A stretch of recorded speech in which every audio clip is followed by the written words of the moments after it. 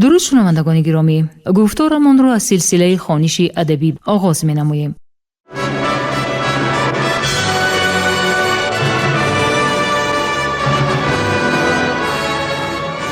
با توجه شما سلسله کتاب کسینوفونت تحت عنوان کروشنامه در ترجمه، تحریر، سرسخن و توضیحات دکتر علم‌های فلسفه پروفسور رمضان نظریف در قرائت کارمند شایسته تاجیکستان علیزاده عبدالرشید خوجمقل تقدیمتان می‌گردد. گفتار 96.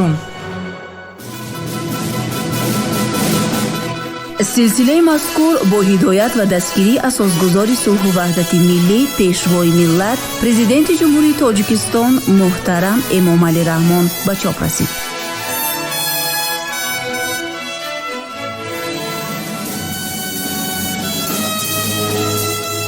کروشنامه اثری است که تربیه سرلشکر و حاکمی آرمانی مردم فارس را در دوره هخامنشی ها تصویر می کند. آن همچون رمانی تاریخی، ترجمه حالی و دستورنامه اداره کنی و راهبری تعبیر می شود.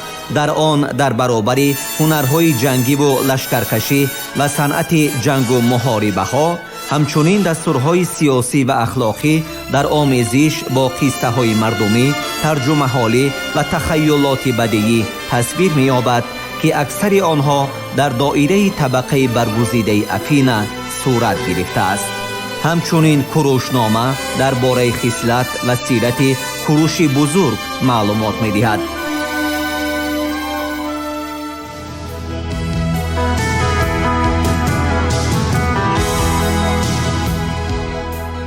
باروخوویچ، جای کیراپیدیا در تاریخ نصر یونان.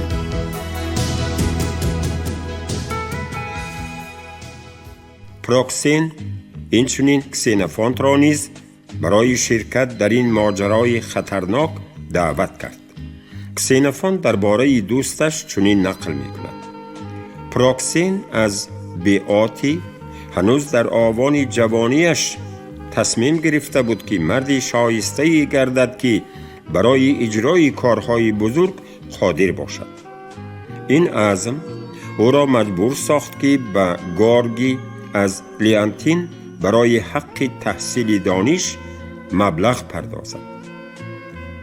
پس از ملاقات با گارگی، پروکسین تصمیم گرفت که او الکی قابلیت راهبری کردن آدمان را کسب نموده است و اینچنین دوستی با شخصیت‌های اول را بنیاد نموده از آنها در قابلیت پاسخی نیکی به نیکی پست نباشد و برای اشتراک کردن در اجرای این نیت به نزد کروش آمد.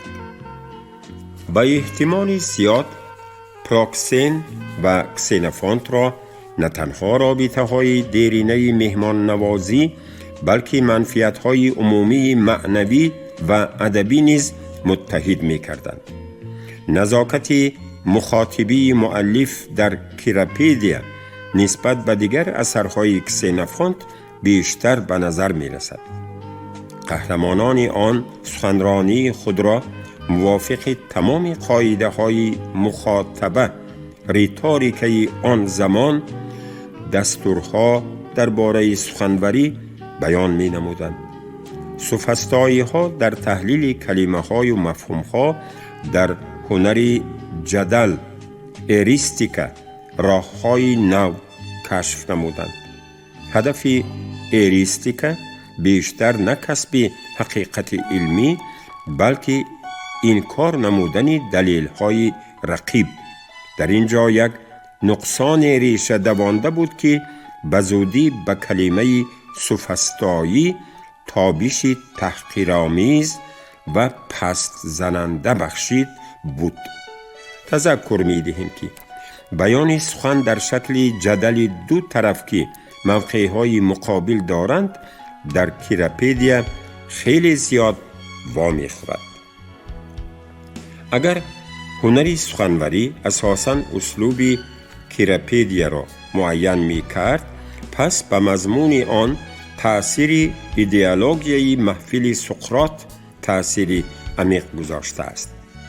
اگرچه افلاطون چون همزمانی کسینوفانت معلم خود سقراط را که خاطره او را با احترام یادآوری می کرد همچون مخالفی سرسختی سوفسطایی ها تصویر می کرد، خودی سقراط سوفسطایی و زیاده از آن نماینده از همه نمایانترینی آنها بود. اریستوفان که در مضحکه ابرهایش فاش کردن نظام سوفسطایی تربیه را هدف خود قرار داده است، سقراط را در سیمای حکیم معرفی نموده است. دستور می دهد که چطور باید سخن کج راست کرده شود، یعنی دروغ را حقیقت نشان دادن ممکن است. شاید محض در عقیده سقراط دیالکتیک سوفسطایی که در این مورد تحت آن باید هنری جدل را با راه مقایسه، تحلیل و شرح و تفسیر گوناگون مفهوم‌ها فهمیدن لازم است و درجه بلندی رشد خود رسیده بود. خودی سقراط چیزی ننوشته است و ما می توانیم درباره تعلیمات او تنها از روی آثار باقی مانده شاگردانش پیش از همه افلاطون و کسینوفانت و سپس شاگرد افلاطون ارسطو بهاگذاری کنیم. البته هم افلاطون و هم کسینوفانت اکثراً اندیشه ها و غایه های خود را به سقراط نسبت می دادند، اما آن عمومیتی را که در افکار افلاطون و کسینوفانت هنگام بیان تعلیمات سقراط در میابیم به احتمال زیاد می توان به سقراط واقعی نسبت داد. چنین اصولی بی شبهه سقراطی اصول تحقیق مفهوم‌ها از روی قیاس است که بعضاً خیلی ساده‌لوحانه و منطقاً بی اساس ظاهر می شود. اریستوفان این اصول سقراطی را در ابرها بیشتر به طور فحش تقلید می کند. در آخر عمر خود سقراط قریب تنها با تحقیق مسائل اخلاقی و مسئله های محدود عملی سر و کار داشت. مثلا دولت را کی باید اداره کند؟ کدام نظام سیاسی را باید بهترین حساب کرد؟ این دوره مشکلات را کسینوفانت میراث گرفته در کیراپیدیا بررسی نموده است.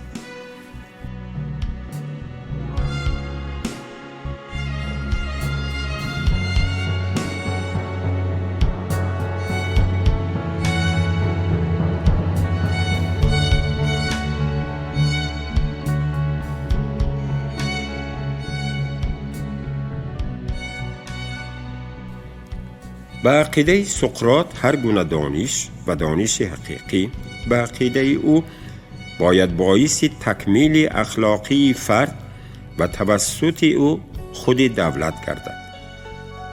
در ابتدا از نفس انسان جای گرفته نقش او سقراط تنها در آن افاده می یابد که این دانش آزاد شود و آن کمک رسانند تا که تولید یابد.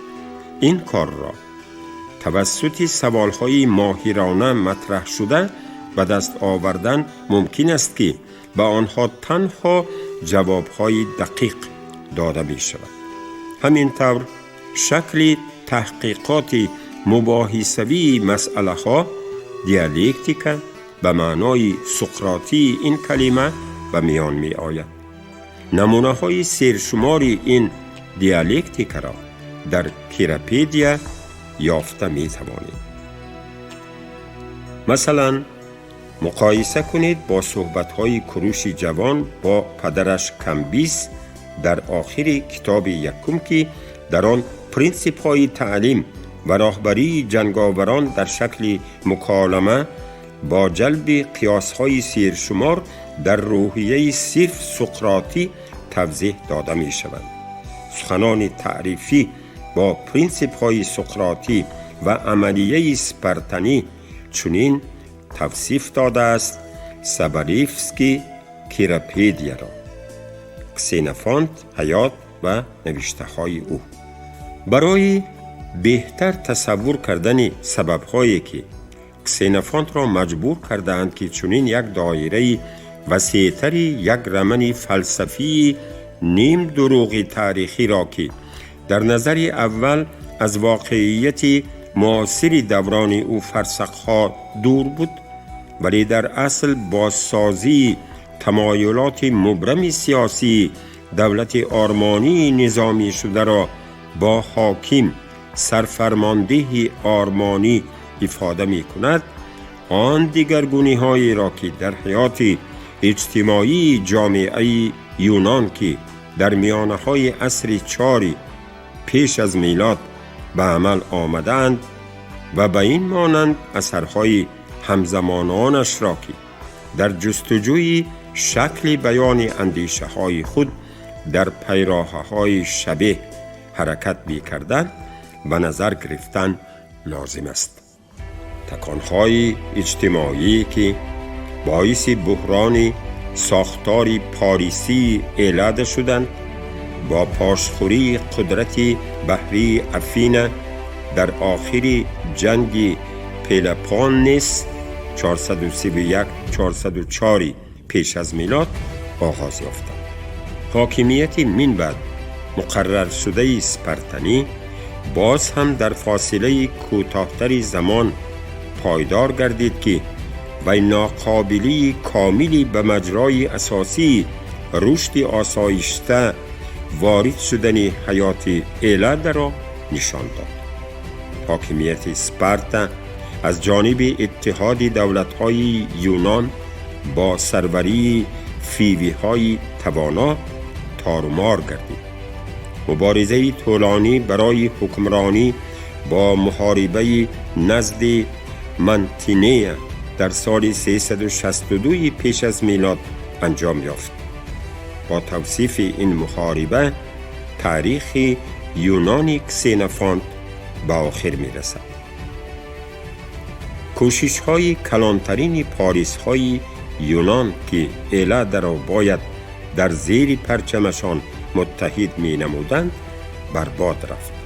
آنها باعث تنزل اقتصادی و سیاسی گردیدند. دوره بی سر و سامانی و نامعینی عمومی فرا رسید. این دوره زمانی برای ایجاد طرح‌ها و تخیلات مختلف اجتماعی که هدف از آنها نجات دادن جامعه بود غیر عادی مساعد بود. همین طور رمن سیاسی به وجود می آید و آن چطوری که از مثال سویفت و مانتسکی دیده می شود با تیز و تند شدن وضعیت عمومی هنگامی به میان می آید که نویسنده از پیدا کردن موقعی استوار در زمان معاصر خیش ناامید شده یا به گذشته یا به آینده یا به دوری ها رجوع می کند و آنها تنها به تصور نویسنده درباره کشورها دست رسند.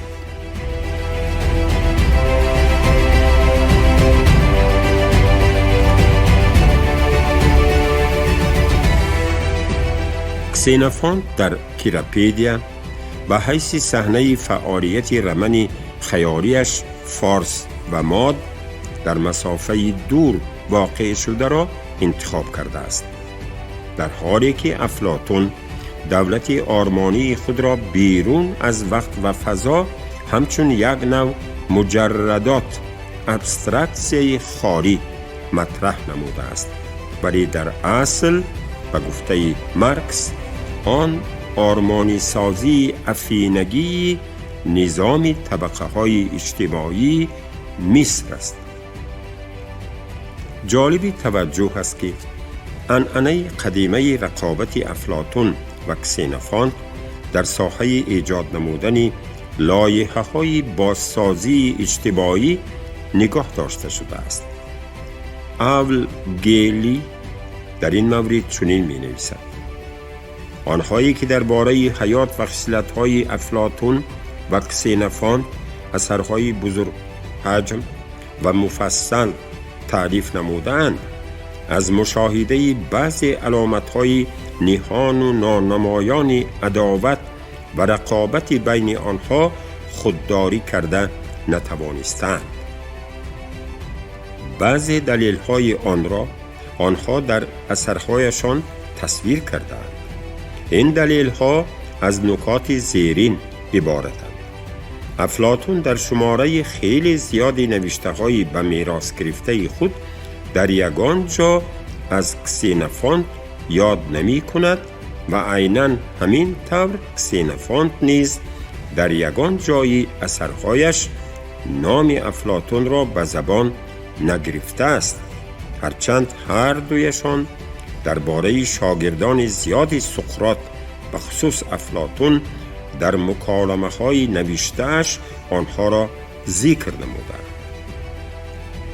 مؤلفان زندگی نامه فیلسوفان فوق الذکر به حیث نشانه صمیمیت و اراده نیک نه دلیلی را آوردند که کسینفانت پس از مطالعه 2 کتاب که نخست به طب رسیدند آن اثری مشهور افلاطون که در آن فیلسوف درباره ساختار بهترین دولت و اداره کنی بحث می کند، به مقابل افلاطون حرف می زند. کسینفانت یک نوع تماما دیگری حاکمیت شاهی را توصیف کرده است و این توصیف تربیه کروش کیراپیدیا نام دارد.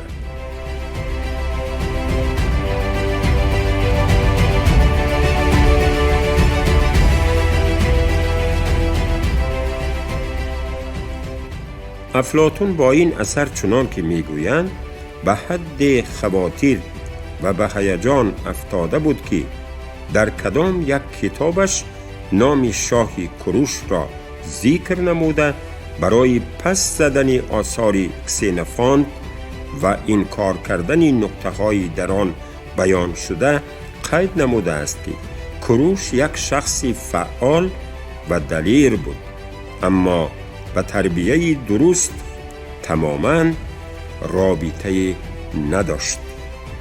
چنینند سخنان افلاطون درباره کروش.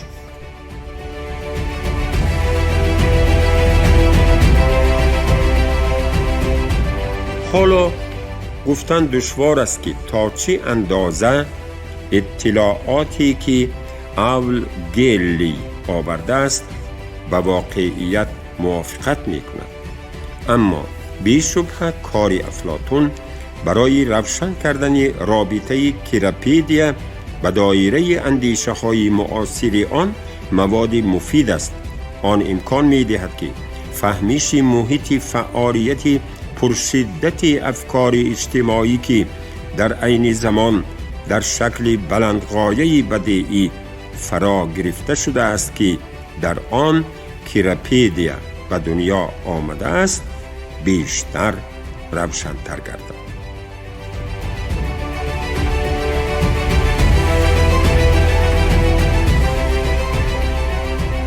شما گفتار 96 را از سلسله خوانش ادبی از روی اثر کسینفانت تحت عنوان کروشنامه در ترجمه، تحریر، سرسخن و توضیحات دکتر علم‌های فلسفه پروفسور رمضان نظریف در قرائت علیزاده عبدالرشید خوجمقول شنیدید. کارگردان شیرالی نغزلی، صدا بردار کریم جان حمیدزاده.